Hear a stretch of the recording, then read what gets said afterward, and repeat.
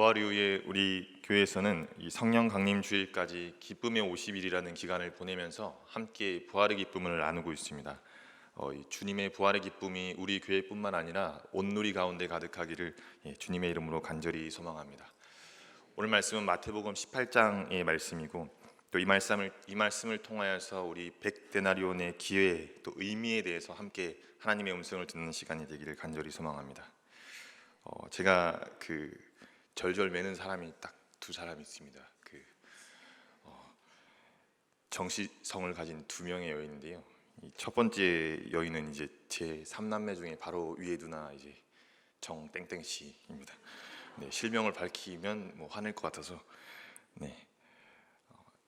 저희 누나는 제 3살 위에 누나인데 너무 시크합니다. 그러니까 속된 말로 이제 까칠하다는 거죠. 까칠해서 제가 용건이 있어서 이제 누나에게 오랜만에 전화하면 이 기간이 얼마나 됐든 상관없이 딱 첫 마디가 이제 왜 전화하면 이제 여보세요 그런 것도 없이 왜 전화했는데 라는 이제 그 질문으로 바로 받아치기 때문에 부탁할 일이 있으면 누나의 심기를 잘 살피거나 내지는 이제 저희 굉장히 착한 매형에게 대신 얘기해달라고 전해달라고 이야기합니다. 이 자리를 빌어 저희 누나와 살아준 매형에게 존경한다는 그 말씀 드리고 싶고요. 두 번째로 제가 절절 매는 여인이 제 4살 난 딸 정땡땡 양입니다. 이 정땡땡 양은 누가 가르치지 않았는데 이 고모를 쏙 빼닮아서 굉장히 시크하고 까칠합니다. 제가 귀여워서 막 뽀뽀를 하고 싶은데 제 딸인데도 물어봐야 합니다. 물어보고 괜찮다 그러면 그때는 마음껏 예뻐해주고 싫다 그러면 전 참아야 됩니다. 혹시라도 그것 때문에 토라지면 하루 종일 사과해야 되고 이제 아빠가 미안하다는 말을 계속 하루 종일 반복해야 되는데요. 그리고 이제 정말 이제 밤까지 자기 직전까지 제가 열심히 놀아주고 잘 놀다가도 밤에 잘 때 제 딸의 귀에 대고 제 아내가 제 욕을 하는지 안 하는지 모르겠지만 이 다음 날 아침이 되면 완전 기억이 리셋 다시 돌아가서 일어나자마자 저를 보고 하는 첫 말이 아빠 싫어, 아빠 미워 하기 때문에 그 두 여인을 바라보면서 제가 이제 그야말로 절절매고 이제 어찌하면 이 여인들의 마음을 다독일 수 있을까 하는 고민을 많이 하게 되는 것 같습니다. 특별히 첫 번째 정씨 여인은 제 딸이 아니기 때문에 제 소관이 아니고 이 두 번째 정씨 4살 난 정땡땡 양은 제 딸이기 때문에 가끔 그런 마음이 듭니다. 4년밖에 안 됐지만 키운 지 만으로 하면 3년 채 안 됐지만 은혜도 모르는 녀석 내가 너를 어찌 키웠는데 하는 마음이 입까지 올라오지만 꼭 참고 다시 사랑한다고 꼭 안아주곤 합니다. 이 은혜도 모르는 녀석, 이 마태복음 18장의 주제를 한마디로 요약하면 이 은혜도 모르는 녀석이라고 할 수 있을 것 같습니다. 이 마태복음 18장 말씀은 18장 초입부부터 어쩌면 17장 후반부부터 거슬러 올라가며 그 말씀을 시작하는 것을 알 수 있습니다. 예수님께서 이 가버나움에 계실 때부터 이 말씀이 시작되었습니다. 제자들에게 예수님을 향해서 제자들이 이렇게 묻습니다. 18장 초입부에 천국에서 가장 큰 자가 누구입니까? 이 질문은 제자들에게 너무나도 중요한 질문이기 때문에 이 장이 아니더라도 끊임없이 제자들이 묻고 또 묻는 질문이 아니겠습니까? 그러자 예수님의 대답은 어린아이 한 명을 데리고 오시며 그 답을 대신하십니다. 천국에서 가장 큰 자는 바로 이 어린아이 같이 하나님의 마음, 하나님의 나라를 바라볼 수 있는 자들이다. 어린아이와 같이 되지 아니하면 천국에 들어갈 수 없다. 이렇게 말씀하시죠. 덧붙여 말씀하신 부분이 바로 이제 실족해 한 자에 대한 말씀입니다. 이 말씀은 굉장히 어떻게 보면 예수님께서 하셨다고 하는 그 의문이 들 정도로 굉장히 이제 연자맷돌을 메고 차라리 이제 실족해 한 사람은 호수에 뛰어드는 것이 낫다 할 만큼 굉장히 강력하게 하시는 말씀이고요. 또한 이제 99마리의 양을 두고 잃어버린 한 마리의 양을 찾아 헤매시는 목자의 말씀을 하시는 부분이 바로 그 뒤에 이어지는 말씀입니다. 그리고 이제 형제에게 이 범죄할 때 여기서 가장 유명한 말씀이 등장하죠. 이 두세 사람이 내 이름으로 모인 그곳에 내가 함께 하겠다 하시면서 이 형제에게 범죄할 때에 대한 경우를 말씀하십니다. 그리고 오늘의 말씀 이 종, 그 10,000달란트 빚진 종에 대한 비유를 말씀하시면서 18장을 마무리하시는 것입니다. 그렇다면 우리가 18장의 전체 주제는 용서라는 주제로 묶을 수 있겠습니다. 용서. 18장의 전체 주제입니다. 오늘 말씀의 부분은 이제 간략하게 설명드리면 베드로가 예수님께 묻는 그 질문으로부터 시작됩니다. 이 말씀도 아주 유명한 말씀이죠. 주님, 도대체 몇 번까지 용서해야 합니까? 주님, 도대체 원수를 몇 번까지 용서해야 합니까? 라는 질문으로 오늘 말씀이 시작되는 것입니다. 예수님의 대답은 이렇습니다. 7번뿐 아니라 70번까지. 그러니 이제 490번 이상 계속 용서하라는 그 말씀이 아니겠습니까? 그 말씀을 하시고 나서 예수님은 오늘 말씀의 비유를 들어 제자들에게 말씀하고 계신 것입니다. 천국에 대해 이야기하시면서 천국은 마치 결산하는 임금과 같다 하시면서 오늘의 말씀을 시작하십니다. 한 종이 있었습니다. 이 한 종은 주인에게 어떤 경우로 인하여서 이렇게 많은 빚을 졌는지 모르겠지만 굉장히 많은 빚을 진 종입니다. 10,000달란트라 함은 성경의 숫자로 표현하긴 했지만 표현할 수 없을 만큼의 이제 금액이라고 할 수 있습니다. 요즘 금값이 많이 올랐기 때문에 요즘 시세로 치면 더 올랐겠죠. 아마 이제 이 한 달란트가 6,000데나리온이라고 하고 이 한 데나리온이 일꾼의 하루 품삯이라고 하니 하루 품삯 6,000일 하고도 만을 더 곱해야 하는 금액을 빚진 것입니다. 아마 주인에게 어떤 일을 했는지 또 무슨 연유로 이만큼의 빚을 졌는지는 알 수 없지만 굉장히 큰 빚을 졌다는 것을 알 수 있습니다.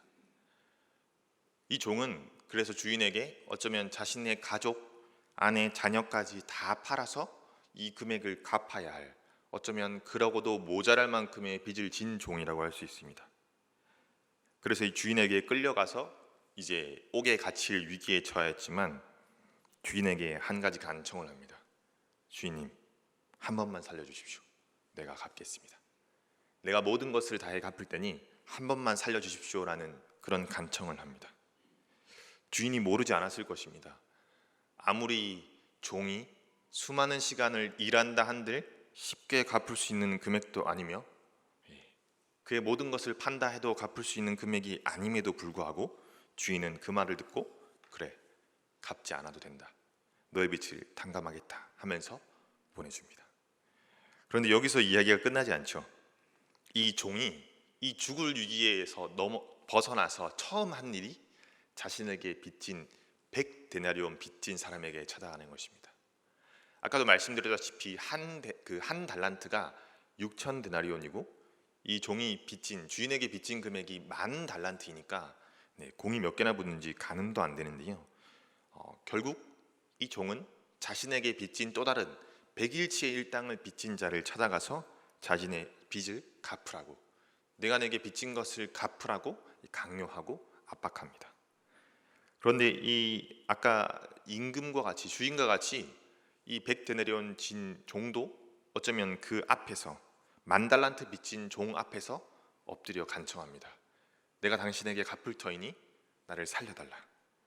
내가 당신에게 갚을 터이니 조금만 기다려달라 하고 간청하지만 이 10,000달란트 빚진 종은 100데나리온 빚진 종을 가만히 두지 않습니다.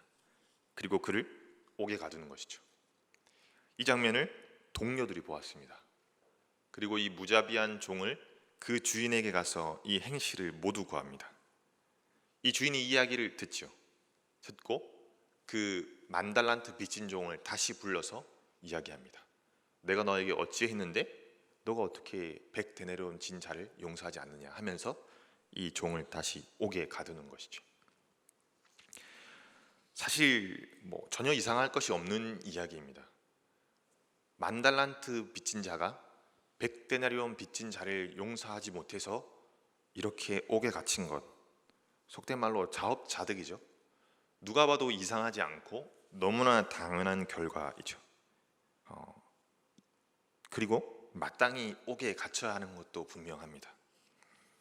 그런데 이 말씀을 읽으면서 이 말씀 가운데서 우리가 너무나 잘 알듯이 이 임금이 주님이시고 우리는 주님께 많은 빚을 졌고 갚을 수 없는 빚을 졌으며 구원의 은혜를 선물 받았다는 사실도 잘 알고 있으며 또한 우리에게 빚진 자를 용서해야 된다는 사실을 너무나도 잘 알고 있지만 우리는 이 100데나리온이 사실 포기가 안 된다는 것입니다. 만 달란트에 비하면 아무것도 아닌 100데나리온인데 우리가 받은 주님의 구원의 은혜에 비하면 이 100데나리온 사실 아무것도 아니지 않습니까? 그런데 포기가 안 된다는 것이죠. 그래서 한편으로는 이런 생각도 해봤습니다. 그냥 주님이 만 달란트 탕감해 주시면서 100데나리온 더 얹어 주시면서 너에게 빚진 그 사람 있지 않니? 그 사람의 빚도 이걸로 탕감해 주어라 말씀하셨다면 얼마나 좋았을까. 사실 우리는 너무나 잘 알죠.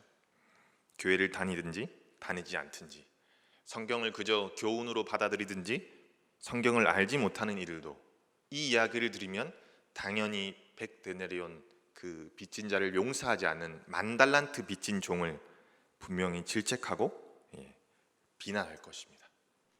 그런데 이 100데나리온 진 종의 입장인 우리는 다시 말씀드리면 이 100데나리온을 포기할 수 없다는 것입니다. 왜냐하면 우리는 단순히 삶을 살면서 돈을 빚지고 돈을 갚는 그런 삶을 사는 것이 아니기 때문입니다. 먼저는 이 100데나리온이 우리의 삶에서 돈이라고 한들, 한 100만 원 가량의 돈이라고 한들 이것이 우리에게 결코 적은 돈이 아니라는 것입니다. 부자에게도 만 원 한 장 아깝지 않은 부자가 없으며 이 돈이 만약에 우리 아들의 학비, 우리 자녀의 결혼 자금, 단순한 돈이 아니라 우리 부모의 수술비라면 누군가 이 100만 원 때문에 목숨을 걸었다면 이 100만 원 작은 돈이라고 말할 수 있겠습니까? 또한 이것이 단순히 돈이 아니라 우리의 상처라면 어떻습니까? 말씀에서 같이 단순히 채무관계로 돈 빌린 것, 돈 깔끔하게 갚아버리면 끝나는 것이 아니라 18장 전체의 주제와 같이 용서의 주제라면 100데나리온 빚진 자 그렇게 쉽게 용서할 수 있겠냐는 말입니다. 주님 보시기에 내 상처가 100데나리온 같이 보인다 할지라도 우리의 실제 마음은 그렇지 않습니다. 만 달란트에 비하면, 주님의 죽으심에 비하면 우리의 상처, 용서되지 않는 마음은 작습니다. 맞습니다. 그런데 과연 누가 누구의 상처를 크다 작다 평가할 수 있으며 내 상처를 아무리 주님이라도 100데나리온 밖에 안 된다고 평가할 수 있겠냐는 말입니다. 가슴에 맺히는 상처가, 가슴에 새기는 생채기가 그것만큼밖에 안 되냐는 것이죠. 제가 목사로서 가장 설교하기 힘든 부분이 이런 부분입니다. 용서하십시오. 용서라는 그런 말입니다. 상대방의 듣는 이들의 상처의 크기가, 그 마음의 깊이가 어느 정도 되는지도 모르는데 내가 뭔데 용서하라고 할 수 있나? 만약에 내 가족이 정말로 TV에 나오는 그 참혹한 범죄 현장의 피해자라면 나는 그 가해자를 용서할 수 있을까? 만약 내 가족이 피해를 받아 혹시라도 스스로 목숨을 끊거나 사고로 죽게 되었다면 나는 그 가해자 면전에 대고 당신을 용서한다 말할 수 있을까? 만약 씻을 수 없는 상처를 남긴 이가 있다면 나는 그의 면전에 대고 너를 주님의 사랑으로 100데나리온 탕감하듯 그렇게 쉽게 탕감할 수 있겠냐는 말입니다. 만약 내가 애써 키운, 내 인생을 다 바쳐 키운 내 자녀가 내 눈앞에서 나를 배신하고 나에게 돌아서는데 누가 그렇게 쉽게 용서할 수 있겠냐는 말입니다. 주님의 은혜가 크지 않다는 것이 아닙니다. 만 달란트가 작다는 것도 아닙니다. 문제는 내 상처가 100데나리온만큼 작지 않다는 것이죠. 누구의 상처를 그렇게 돈으로 판단해서 갚을 수 있으면 진작에 갚았겠죠. 그런데 그럴 수 없다는 것이 우리 마음의 문제 아니겠습니까? 말씀드린 바와 같이 만약에 주님께서 만 달란트 탕감해 주시면서 100데나리온 더 얹어 주시며 이걸로 너에게 빚진 자에게 같이 그 빚을 갚아라 라고 말씀해 주시면 얼마나 좋았겠습니까? 그런데 주님은 그러지 아니하시고 100데나리온을 그대로 남기셨습니다. 모르셨을까요? 아셨을 것 같습니다. 그리고 임금은 그 100데나리온을 갚지 않은 종을 불러서 그를 옥에 가두면서 이렇게 말씀하셨습니다. 너희는 각각 마음으로 형제를 용서하지 아니하면 나의 하늘 아버지께서도 너희에게 이와 같이 하시리라. 말씀을 읽는 순간 주님이 협박인가? 보복인가 하는 생각이 들었습니다. 주님은 이 말씀을 마태복음 6장에서도 동일하게 반복하고 계십니다. 주기도문을 통해서 이렇게 말씀하시는데요. 너희가 사람의 잘못을 용서하지 아니하면 너희 아버지께서도 너의 잘못을 용서하지 아니하시리라. 주님의 조건입니까? 네가 해야 내가 하겠다는 조건입니까? 그럴 수도 있습니다. 정말로 주님의 협박, 주님의 조건일 수도 있습니다. 그런데 한 목사님은 이 대목을 두고 이렇게 말씀하시더라고요. 이것은 협박 조건이 아니라 어쩌면 기다림일 수 있다고 말합니다. 주님이 내가 용서하기를, 주님께서 내가 용서하기를 기다리고 계신다. 내가 용서하기를, 내가 그를 용서하기를 나도 기다리고 있다 하고 말입니다. 말씀에는 나와 있지 않지만 저는 이 마지막 부분을 묵상을 하며 홀로 상상해 보았습니다. 만약에 10,000달란트 탕감받은 이 종이 옥에 갇혀 있을지라도 100데나리온 자신에게 빚진 종을 불러서 내가 너의 빚을 이제라도 탕감하니 나를 용서해다오라고 말하였다면 임금께서, 주님께서는 10,000달란트 빚진 종을 다시 불러내어 용서하지 않으셨을까? 만약에 이 종이 자신에게 100데나리온 빚진 자를 다시 불러서 그 빚을 탕감해 주었다면 주인께서 10,000달란트 탕감했던 그것을 다시 실행하셔서 용서하시지 아니었을까 하는 생각을 해본 것입니다. 다시 말해 10,000달란트의 가치는 100데나리온에 달려 있다는 것입니다. 종이 100데나리온 탕감하기를 주인이 기다리고 있다는 것이죠. 그렇다면 의문이 조금은 해소됩니다. 주인은 왜 100데나리온을 남겨두셨을까? 왜 10,000달란트 탕감하고도 100데나리온 더 주시면서 가서 이것으로 빚을 갚으라 말씀하시지 않고 이것으로 그냥 용서하라 말씀하시지 않고 왜 이걸 남겨두냐는 것입니다. 이것이 바로 주인이 종에게 준 기회가 아닐까 하는 생각을 해봤습니다. 너도 가서 이와 같이 하라는 것이죠. 너도 가서 이와 같이 할 수 있는 기회를 주신 것입니다. 너도 누군가 용서하고 너도 누군가 탕감할 수 있는 기회를 남겨두신 것, 그리고 내가 너를 살려주었듯 너도 누군가를 살리고 결국에는 너 자신도 살라는 것입니다. 왜냐하면 너에게 빚진 자를 살려야, 너에게 100데나리온 진 그 자를 살려야 너도 살기 때문에, 그래야 너도 사니까 말입니다. 얼마 전 이대 교수이자 또 지선아 사랑의 저자 이지선 씨가 어느 한 프로그램에 나왔다는 소식을 제 아내로부터 듣게 되었습니다. 저도 그 얘기를 듣고 그 방송을 이제 찾아서 보았는데요. 이지선 씨는 2000년 대학 4학년 시절에 음주운전 차량에 치여서 온몸에 중증 화상을 입는 그런 불의의 사고를 당하고 그야말로 암담한 시절을 보냈다고 합니다. 화상 입은 그 상처가 아물자 그 썩은 상처를 맨살을 걷어내고 그 살을 또 소독하는 그 7개월의 시간을 보내면서 중환자실에서 그 시간을 보냈다고, 그야말로 구사일생으로 살아남았다고 그 이야기를 담담히 전하더라고요. 너무나 담담히 전해서 그 고통이 가늠조차 되지 않았습니다. 그리고 누구도 그녀에게 선뜻 묻지 못했던 질문을 던집니다. 가해자에 대한 질문입니다. 이지선 씨는 가해자에 대해서 아버지께 이렇게 전했다고 합니다. 혹시 가해자가 찾아오거든 용서했다고 전해달라. 그런데 가해자는 결코 이지선 씨를 마지막까지 찾아오지 않았고, 이지선 씨도 그가 그냥 방송에 나온 대로만 그의 성만 알 뿐 그에 대한 자세한 사항은 모른다고 합니다. 그리고 그녀는 이런 가해자에 대한 질문을 받을 때마다 이렇게 대답하고 한다고 합니다. 그래, 가해자가 있었지. 그래, 가해자가 있었지 하며 담담하게 이야기한다고 합니다. 왜냐하면 이렇게 생각해야만, 이렇게 생각했기 때문에 살아남는 것에 대한 힘을 모을 수 있었다, 이렇게 이야기합니다. 이렇게 용서해서, 이렇게 잊어서 그녀가 살 수 있었던 것이 아닐까요? 마치 그녀에게 주님이 이렇게 말씀하시지 아니하셨을까 생각해 봅니다. 그래야 내가 살아. 100데나리온 탕감해 주어야, 잊어야 내가 살아. 가해자 그가 사는 것도 중요하지만, 그래 그것도 중요해. 근데 너도 중요해. 그래야 내가 살아. 다른 이를 살리기도 하지만 너부터 살리겠다는 이 마음이 100데나리온에 담겨 있어. 너도 내 한 마리 양이라는 주님의 음성, 내가 살기에니 너도 살라는 주님의 음성이 아니었을까 생각해 봅니다. 사실 이 설교를 준비하면서, 주일 설교를 준비하면서 이지선 씨의 이 고백을 듣고 설교의 후반부 내용이 조금 바뀌었습니다. 네. 저도 이 말씀을 들으면서 이지선 씨의 가늠할 수 없는 고통과 또 그녀의 고통 앞에서 제가 가졌던 마음들이 부끄러워졌기 때문입니다. 그리고 이지선 씨는 덧붙여 말씀합니다. 자신은 그럴 수 있었지만 모두가 그런 것은 아니라고. 맞습니다. 여전히 고통 가운데 있는 이들도 분명히 있을 것이기 때문입니다.